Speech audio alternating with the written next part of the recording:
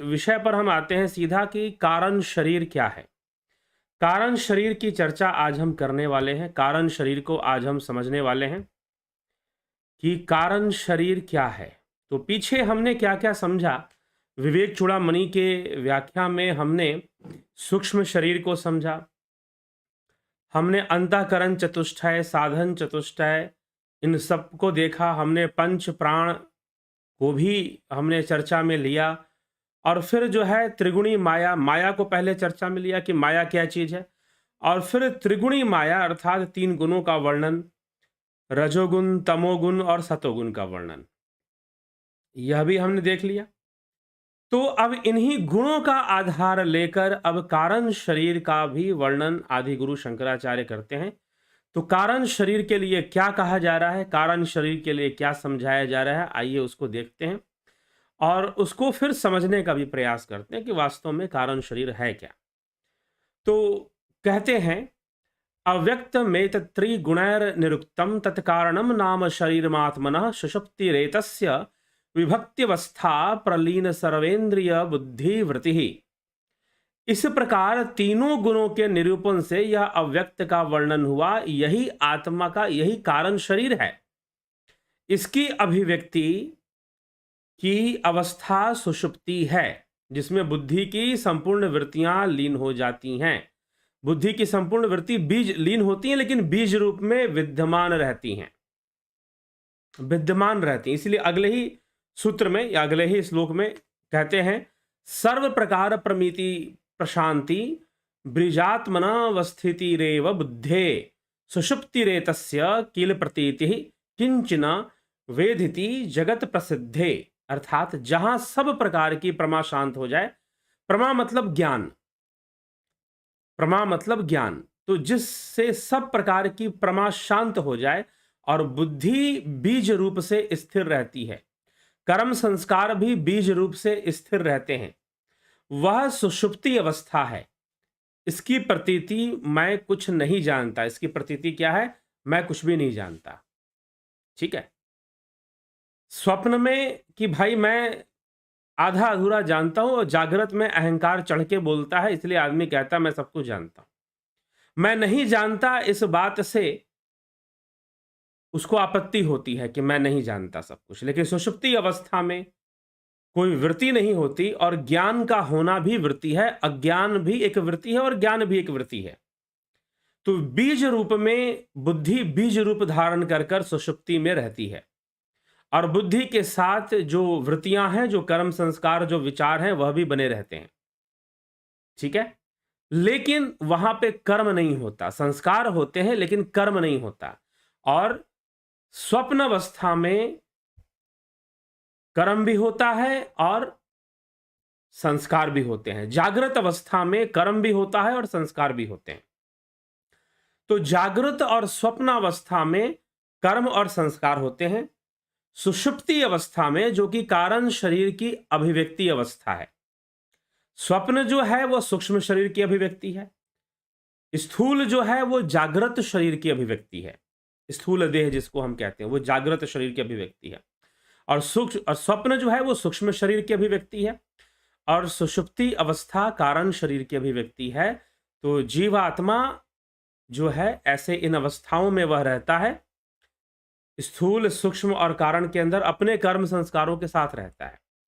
तो कर्म वहां बीज रूप में स्थित रहते हैं, एक्टिव फॉर्म में नहीं होते हैं, अर्थात संस्कार रूप में रहते हैं। तो कर्मों का बीज जो संस्कार है वह तो वहां रहता ही है, लेकिन वहां कर्म नहीं होते, वहां कोई ज्ञान भी नहीं हो रहा होता। इसीलिए इसकी अभिव्यक्ति है कि मुझे कोई ज्ञान नहीं है।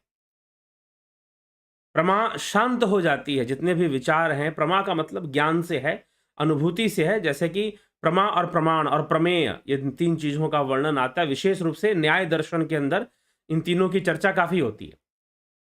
ठीक। तो प्रमा मतलब ज्ञान, प्रमाण मतलब जिसके माध्यम से ज्ञान हुआ, प्रमेय मतलब ज्ञान होने की प्रक्रिया, जो साधन बना ज्ञान में। तो इस प्रकार से प्रमा, प्रमेय, प्रमाण की चर्चा भी की जाती है। तो प्रमा, तो कारण शरीर में सुषुप्ति अवस्था में प्रमा नहीं होती, अर्थात किसी प्रकार का कोई विचार, कोई अनुभूति या कोई ज्ञान नहीं टिकता है। लेकिन जीव के जो कर्म संस्कार हैं वह बीज रूप में वहां पर रहते ही रहते हैं, वहां पर बीज रूप में विद्यमान रहते हैं। तो इसीलिए वहां पर उस जगह पर बीज रूप में होने के कारण यह कारण शरीर है।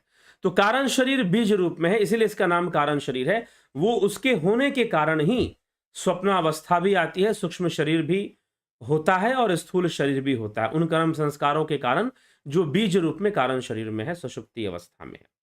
तो यही यहां पर कहा जा रहा है। अब इसे कारण शरीर को तीन, अब एक और बात यहां पर शुरुआत में ही, पहले ही इस श्लोक में, पहले ही सूत्र में आदि गुरु शंकराचार्य क्या कहते हैं कि अव्यक्त में त्रिगुणैर निरुक्तम तत्कारणम नाम शरीरमात्मन, अर्थात कि तीन गुणों के निरूपण से यह अव्यक्त वर्णन हुआ, यही कारण शरीर है।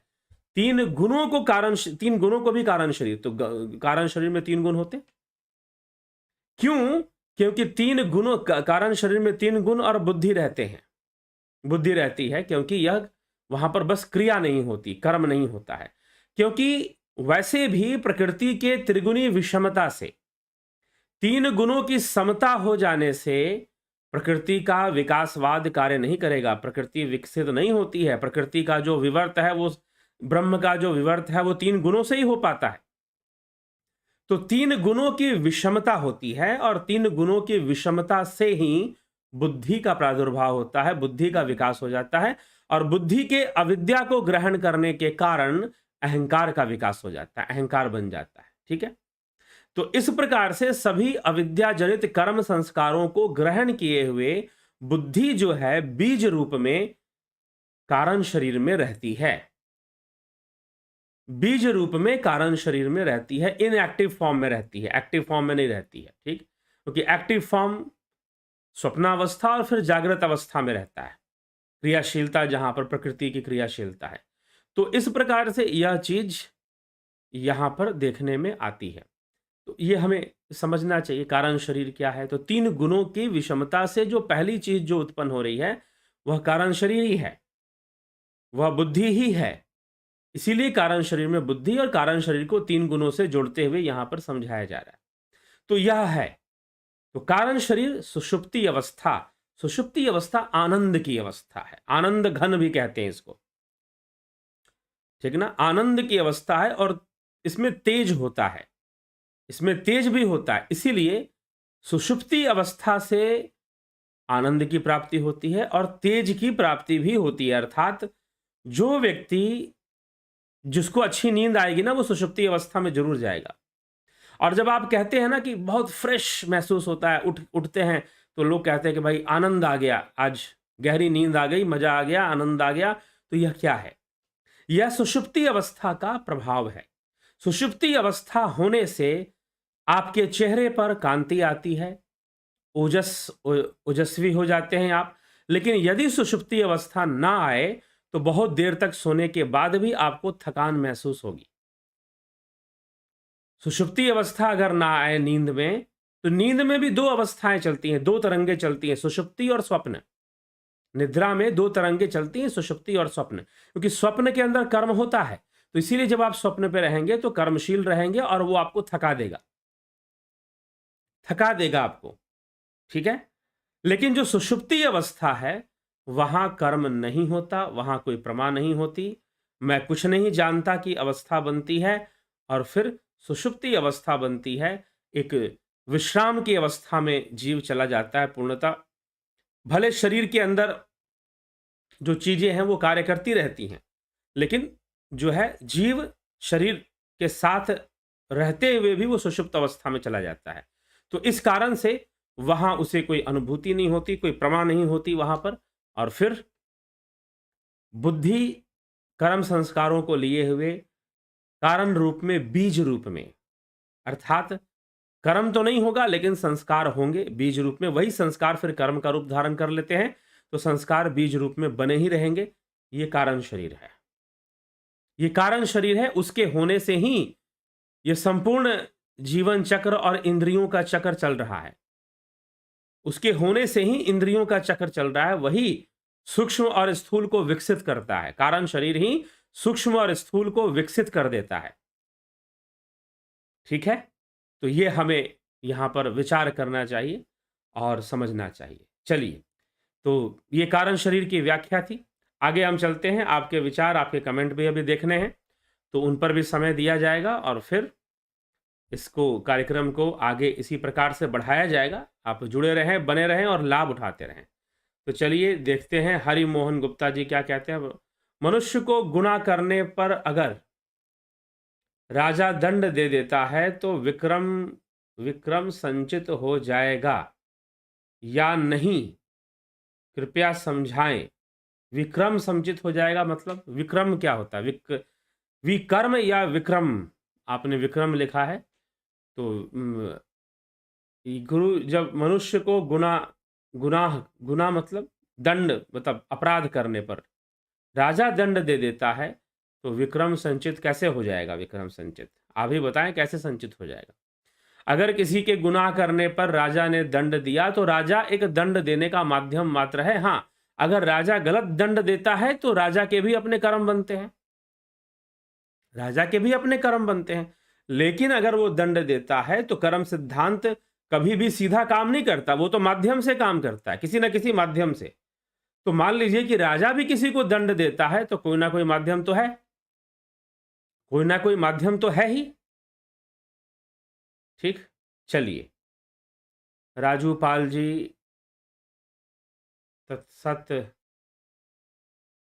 चलिए ठीक है, ओम तत्सत। विक्रम सिंह जी, क्या मैनाक पर्वत के पंख हैं? रावण ने बोला कि मैं नाके खगपति होई, मंबल जाने निष्पत्ति सोई। यह तो लिया गया है, प्रसंग लिया गया है, ये तो प्रसंग का है जब जटायु जो है रावण को रोकते हैं, संभवतः तब की बात है ये। तो जटायु को देखकर रावण को भ्रम होता है, क्या यह मैनाक पर्वत है जो इतना विशाल ऐसे खड़ा होकर जो इस तरह से आ रहा है, तो क्या यह मैनाक पर्वत है क्या? तो मैनाक पर्वत के कोई पंख नहीं थे, ठीक है। लेकिन यह तुलना की गई है यहां पर। और दूसरा बात, रामचरितमानस जब भी पढ़ते हैं यह समझ लें कि वो साहित्य है। वह क्या है? साहित्य है, वो सूत्र नहीं है। रामचरितमानस सूत्र नहीं है, उसमें उसका साहित्यीकरण है। उसको आप सूत्र की तरह स्वीकार नहीं कर सकते। हां, महर्षि पतंजलि कुछ कहते हैं तो वहां पर साहित्य नहीं होने के कारण वहां सूत्र है। हाँ, साहित्यिक पुट वहां मिल सकता है, साहित्य के इन्वॉल्वमेंट वहां थोड़ी सी मिल सकती है। लेकिन जब साहित्य लिखा जाता है तो उपमाओं के साथ लिखा जाता है, उदाहरणों के साथ लिखा जाता है। तो गोस्वामी तुलसीदास जी ने कई जगह पर कई उपमाएं ली हैं। तो यहां भी रावण को एक भ्रम पैदा होता है कि कहीं यह मैनाक पर्वत तो नहीं है, या फिर स्वयं गिद्धराज हैं, जो कहते हैं कि गरुड़ है स्वयं, ऐसा उसको भ्रम होता है। तो फिर बाद में उसको वो ध्यान से देखता है कि भाई ये तो जटायु है, गिद्धराज जटायु है, ठीक है। तो वहां का ये प्रसंग है। और मानस एक साहित्य है। जब हम मानस की चर्चा करेंगे उसकी भूमिका में हम आपको बता देंगे कि मानस क्या है। मानस शास्त्र नहीं है, मानस सूत्र नहीं है। हाँ, शास्त्र सम्मत जरूर है। महाभारत भी शास्त्र सम्मत स्मृति है, इतिहास है। रामचरितमानस भी शास्त्र सम्मत साहित्य है। उसको हम शास्त्रीय सूत्रों में नहीं, जैसे कि हम सांख्य सूत्र, योग सूत्र की बात करते हैं, तो उसको हम उन सूत्रों में हम नहीं ले सकते हैं।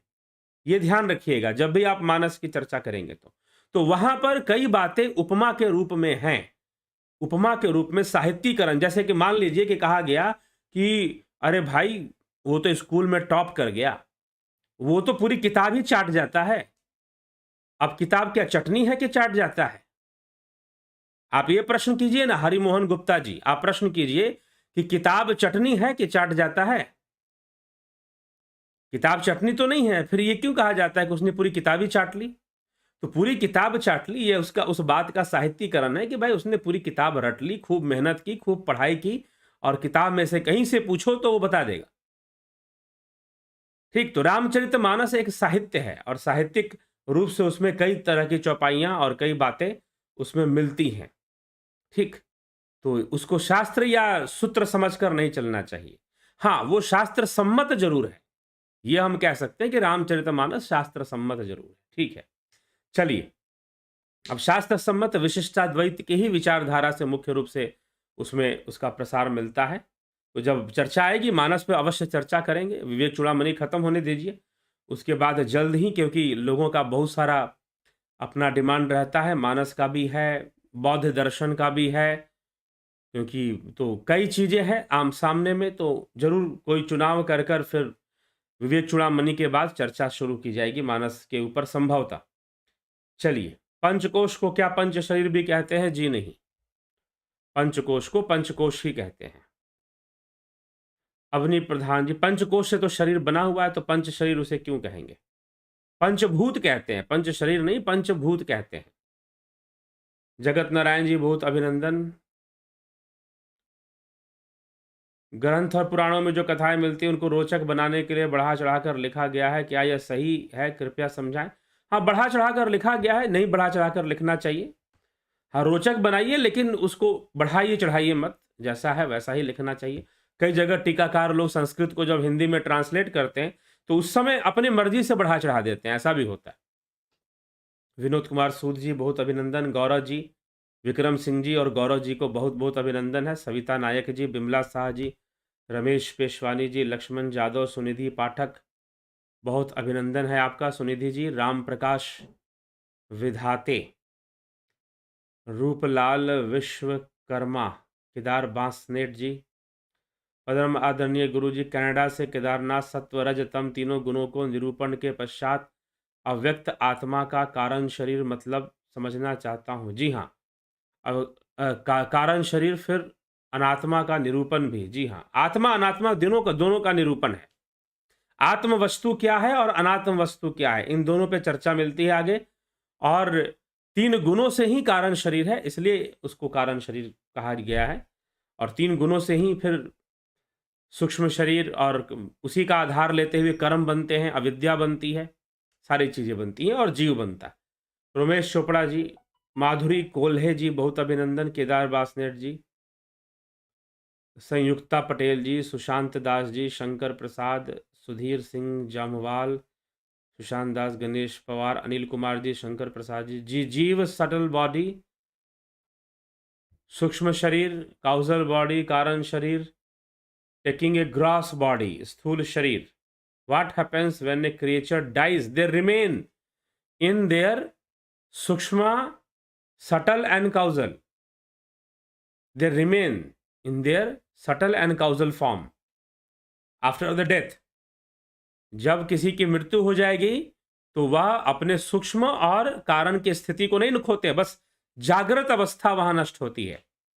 मृत्यु होने से जागृत अवस्था नष्ट क्या होती है? उसकी अभिव्यक्ति रुक जाती है उस जीव के लिए। Gautam Das ji, Usha Srivastava ji, Awadhesh, what leaves the gross body and goes to the new body if an jiva with a सूक्ष्म शरीर and कारण शरीर, jiva with a सूक्ष्म शरीर and कारण शरीर leaves the body in death। ठीक, गौतम दास, उषा श्रीवास्तव, अवधेश कुमार, रचना जी, अजीत भाई पटेल, अर्जन चौहान, योगेंद्र पंडित, पिंटू वासवा, सरोज कृष्णानी, सबको बहुत बहुत अभिनंदन। ठीक है, गौरव जी, जब किसी व्यक्ति पर माता आती हैं तो कौन सा शरीर इसमें वर्क करता है? देखिए, जब किसी व्यक्ति पर माता तो किसी पर आती नहीं है, पहली बात तो ये, माता किसी पर भी नहीं आती है। अगर किसी पर आता है तो वह शैतान उसको कहिए, उसको प्रेत योनि वाला कहिए, वही शरीर पे आता है, भले वो नाम माता का ले रहा हो, भले वह नाम माता का ले रहा हो, लेकिन माता नहीं आती किसी पर। ठीक है, तो कौन सा शरीर? वो सूक्ष्म शरीर को ही वो कंट्रोल करता है। वास्तव में सूक्ष्म शरीर ही सब करता है, स्थूल शरीर तो एक साधन मात्र है। सारी आसक्तियां सूक्ष्म शरीर की हैं, सारी कामनाएं सूक्ष्म शरीर में ही है, क्योंकि भाई मन बुद्धि चित्त अहंकार तो सूक्ष्म शरीर का अंग है, इंद्रियां भी सूक्ष्म शरीर का अंग है, प्राण भी सूक्ष्म शरीर के अंग है, अविद्या, कामनाएं और कर्म ये सब सूक्ष्म शरीर के अंग हैं। तो जब ये सूक्ष्म शरीर के, तो सूक्ष्म शरीर ही तो कर्म करता है ना। जीव सूक्ष्म से ही कर्म करता है, लेकिन स्थूल साधन बनता है, माध्यम बनता है।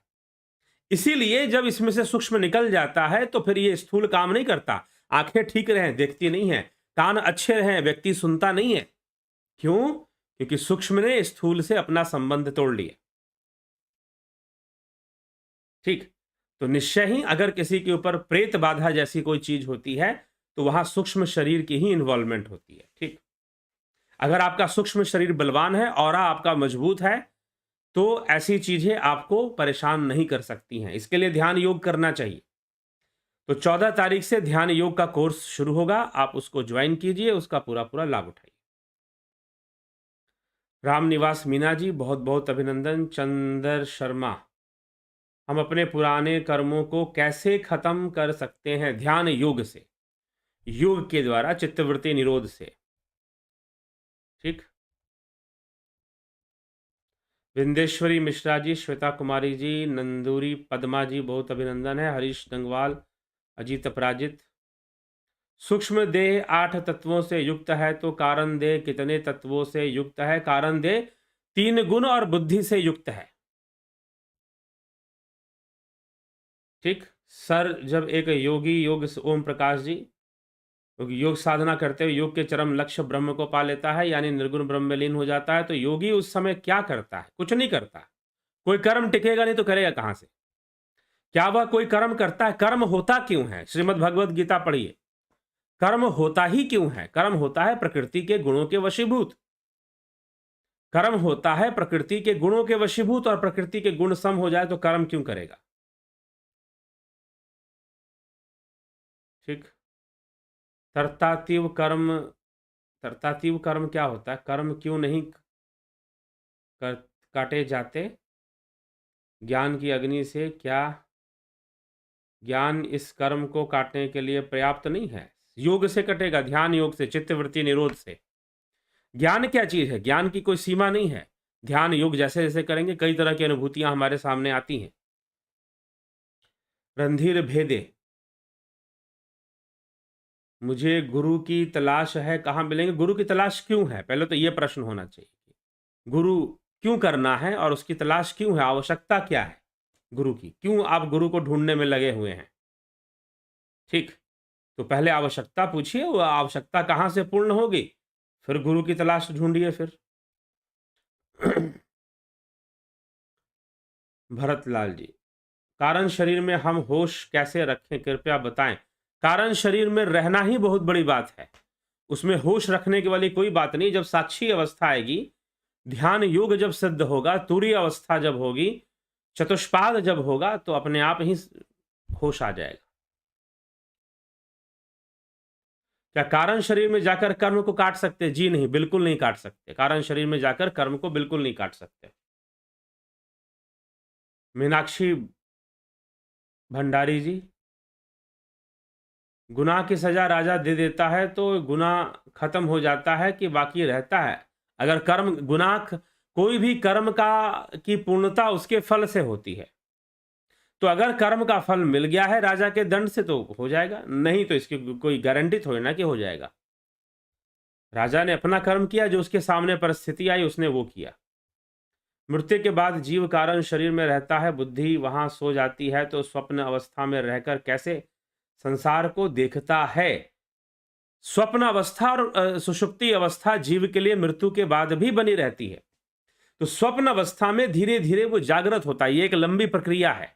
जैसे कि एक बच्चा जब जन्म ले लेता है तो वह इस संसार के प्रति जागृत नहीं होता। संसार के प्रति बच्चा जागृत नहीं होता, यहां तक कि उसको अपने शरीर से भी कोई मोह नहीं होता। बच्चा तो सांप को भी पकड़ ले, आग में भी हाथ डाल दे, तो धीरे धीरे धीरे धीरे वो जागृति आती है। लगभग 1 साल की उम्र हो जाने के बाद, फिर 3 साल का जब हो जाता है तो उसके बाद और परिवर्तन आता है बच्चे के अंदर, और अपने शरीर से उसकी आसक्ति बढ़ती है फिर।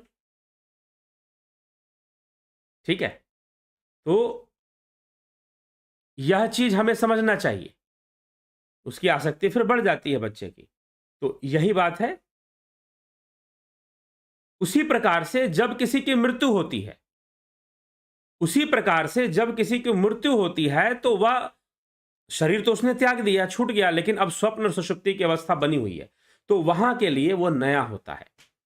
उसको पूरी बात वहां समझ में नहीं आती, समय लगता है। धीरे धीरे वह स्वप्न के प्रति सचेत हो जाता है, और सचेत होकर वह सूक्ष्म जगत में ही चीजों को समझ सकता है, जान सकता है, देख सकता है। ठीक है, बस वहां काल की गति धीमी होती है। सुधीर सिंह जमवाल जी, अर्जुन पाटिल जी, मैं इस प्रश्न के उत्तर को जानता था लेकिन पूरी तरह से पुष्टि करना चाहता था, आपने इस प्रश्न का उत्तर दिया, आपका बहुत धन्यवाद। कौन सा प्रश्न? अच्छा, पीछे जो आपने प्रश्न कुछ किए हैं, ठीक है, ओम प्रकाश जी। चलिए, बलवंत सिंह गोहिल जी बहुत अभिनंदन, स्मृति रस्तोगी जी बहुत अभिनंदन, रुपेश सिंह राजपूत, कुंडलिनी जागरण ही आत्मा ध्यान है क्या? जी नहीं, वह आत्मज्ञान का साधन नहीं है। हाँ, कुंडलिनी जागरण भी एक साधना है, और जो आत्मज्ञान के मार्ग पर चलते हैं उनकी कुंडलिनी ऐसे ही जागृत हो जाती है। गुरुजी, पिछले जन्म के पाप कर्म से मुक्ति कैसे मिलेगी? तो पिछले जन्म के पाप कर्म से जो मुक्ति है वह योग से ही मिलेगी, ध्यान योग से ही मिलेगी, यही शास्त्रों ने बताया। ठीक, कर्मों से मुक्ति, और अनेक जन्म है पिछले जन्म के, तो हम तो जानते नहीं कि हमारे कितने कितने पाप हैं, लेकिन जान सकते हैं। योगी सूक्ष्मता में उतरकर अपने पिछले कई जन्मों के कर्मों को भी वो जान सकता है, तो जानने का प्रयास करना चाहिए। और है, कर्म है तभी तो हम शरीर में हैं, तो इसीलिए हमें पिछले जन्म के पाप कर्मों से, या कर्मों से मुक्ति कहिए, पाप और पुण्य का, कर्मों से मुक्ति, तो वह ध्यान योग से, योग साधना से, योग के माध्यम से ही, ज्ञान से ही मिलेगी। यथे धांसी समिधुर अग्नि भस्मसात कुरते, अर्जुन ज्ञान अग्नि दग्ध कर्माणि भस्मसात कुरते, तथा श्री कृष्ण भगवान कहते हैं कि जिस प्रकार से यथे धांसी समिधुर अग्नि, जिस प्रकार से समिधा यज्ञ की अग्नि में भस्म होती है, उसी प्रकार से कर्म भी ज्ञान अग्नि से भस्म होने लग जाते हैं। ठीक है, अब तुरंत क्षण भर में हो जाएंगे ऐसा नहीं है, समय लगता है, साधना करते हुए, योग के मार्ग पर चलते हुए समय लगता है, तो उससे होते हैं। चलिए, बबीता धीमान जी बहुत बहुत अभिनंदन, संदीप पवार जी जी बहुत बहुत अभिनंदन आप सभी का। चलिए, इसी के साथ विराम देते हैं यहाँ पर आज की इस सभा को। कल फिर 9 बजे आगे बढ़ते हुए विषयों पर, विवेक चूड़ामणि के आगे बढ़ते हुए विषयों पर हम चर्चा लेकर आएंगे और चर्चा करेंगे। तो बहुत बहुत आभार आप सभी का, जुड़े रहें, बने रहें, और जरूरी चीज़ों पर भी चर्चा होती है, समसामयिक कई विषयों पर भी चर्चा होती है, वो आगे बढ़ती रहेगी, वो होती रहेगी, तो वह भी करेंगे। आप जुड़े रहें, बने रहें और लाभ उठाते रहें। बहुत बहुत आभार है आप सभी का, कार्यक्रम से जुड़ें और लोगों तक पहुंचाया करें, लोगों तक साथ में पहुंचाया भी करें, ताकि ज़्यादा से ज़्यादा लोग जागरूक हों और सनातन को समझने में उनकी सहायता हो सके, उनका सहयोग हो सके। तो बहुत बहुत आभार।